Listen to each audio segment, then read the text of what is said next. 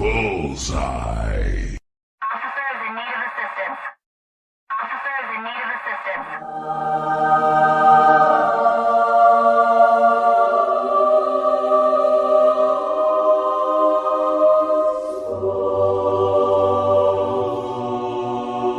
You are listening to John Henry Media Network from the United States of America.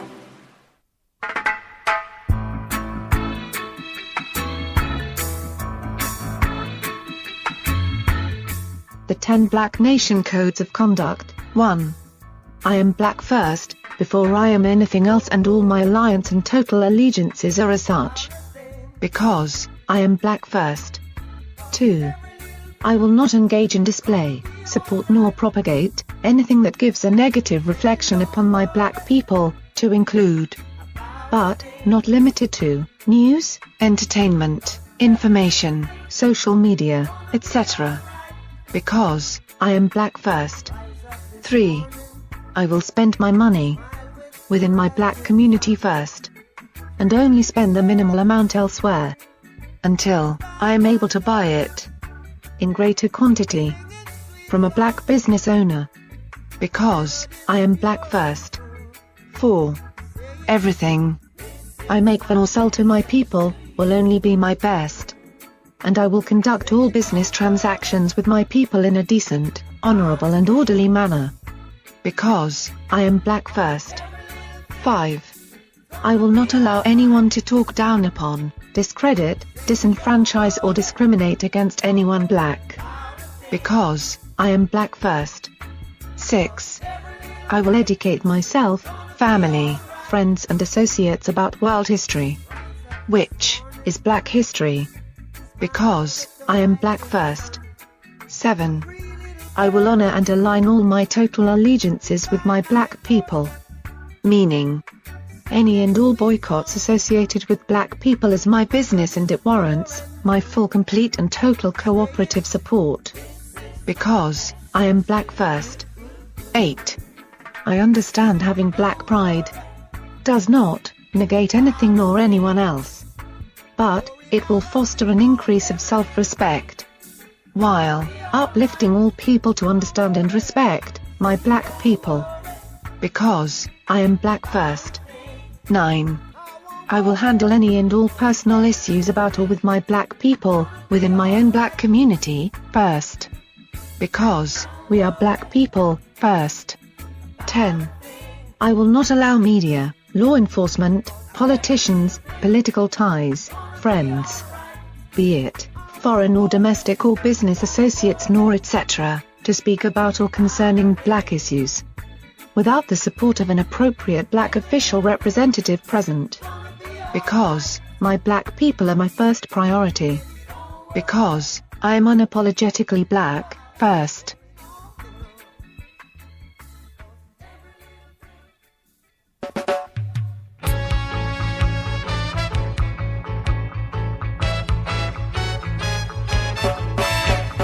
Buffalo soldier, dreadlock rasta.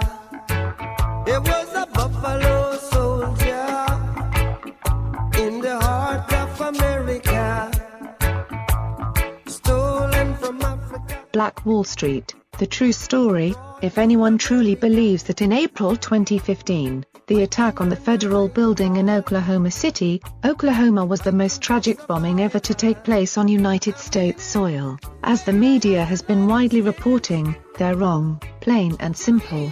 That's because an even deadlier bomb occurred in that same state nearly 75 years ago. Many people in high places would like to forget that it ever happened.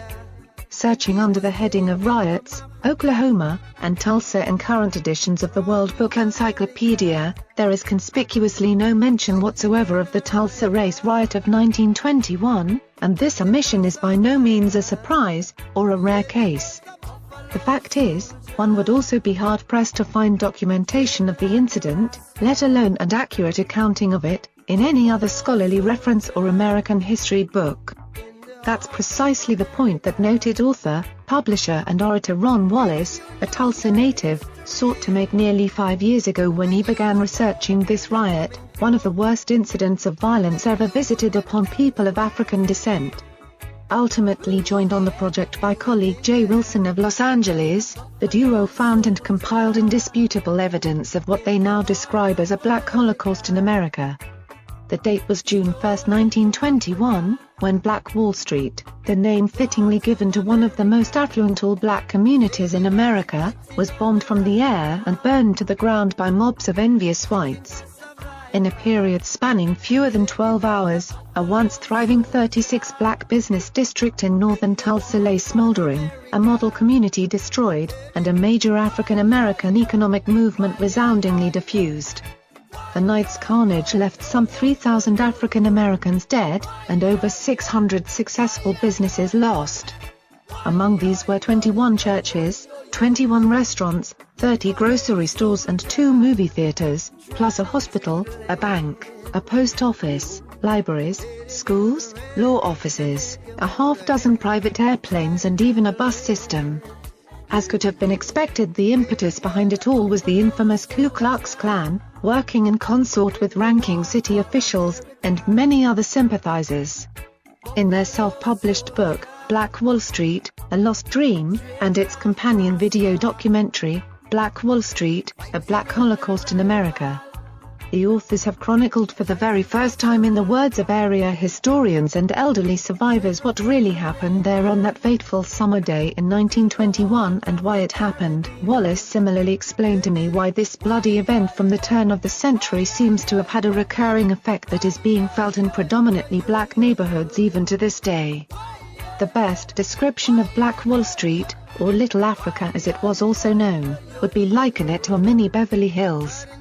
It was the golden door of the black community during the early 1900s, and it proved that African Americans had successful infrastructure. That's what Black Wall Street was all about. The dollar circulated 36 to 100 times, sometimes taking a year for currency to leave the community. Now in 1995, a dollar leaves the black community in 15 minutes. As far as resources, there were PhDs residing in Little Africa, black attorneys and doctors. One doctor was Dr. Berry, who owned the bus system. His average income was $500 a day, a hefty pocket change in 1910. During that era, physicians owned medical schools. There were also pawn shops everywhere, brothels, jewelry stores, 21 churches, 21 restaurants and 2 movie theaters. It was a time when the entire state of Oklahoma had only 2 airports, yet 6 blacks owned their own planes. It was a very fascinating community. The area encompassed over 600 businesses and 36 square blocks with a population of 15,000 African Americans. And when the lower economic Europeans looked over and saw what the black community created, many of them were jealous. When the average student went to school on Black Wall Street, he wore a suit and tie because of the morals and respect they were taught at a young age. The mainstay of the community was to educate every child. Nepotism was the one word they believed in. And that's what we need to get back to in 1995. The main thoroughfare was Greenwood Avenue, and it was intersected by Archer and Pine Streets. From the first letters in each of those 3 names, you get GAP, and that's where the renowned R&B music group The Gap Band got its name. They're from Tulsa. Black Wall Street was a prime example of the typical black community in America that did businesses, but it was in an unusual location. You see, at the time, Oklahoma was set aside to be a black and Indian state. There were over 28 black townships there. 1/3 of the people who traveled in the terrifying Trail of Tears alongside the Indians between 1830 to 1842 were black people.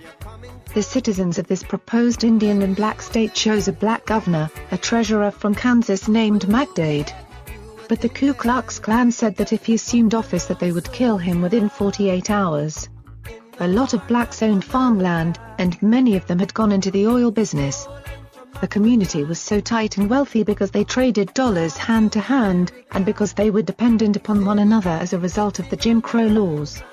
It was not unusual that if a resident's home accidentally burned down, it could be rebuilt within a few weeks by neighbors. This was the type of scenario that was going on day to day on Black Wall Street. When blacks intermarried into the Indian culture, some of them received their promised 40 acres and a mule, and with that came whatever oil was later found on the properties. Just to show you how wealthy a lot of black people were, there was a banker in the neighboring town who had a wife named California Taylor.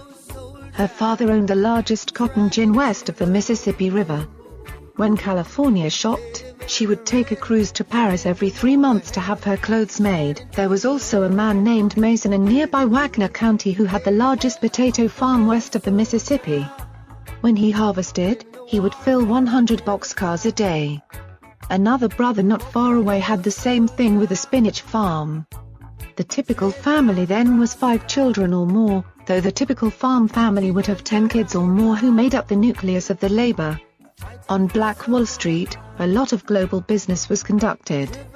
The community flourished from the early 1900s until June 1, 1921. That's when the largest massacre of non-military Americans in the history of this country took place, and it was led by the Ku Klux Klan. Imagine walking out of your front door and seeing 1,500 homes being burned. It must have been amazing. Survivors we interviewed think that the whole thing was planned because during the time that all of this was going on, white families with their children stood around the borders of their community and watched the massacre, the looting and everything, much in the same manner they would watch a lynching. In my lectures I ask people if they understand where the word picnic comes from. It was typical to have a picnic on a Friday evening in Oklahoma. The word was short for pick a nigger to lynch. They would lynch a black male and cut off body parts as souvenirs. This went on every weekend in this country, and it was all across the county. That's where the term really came from. You are listening to John Henry Media Network from the United States of America.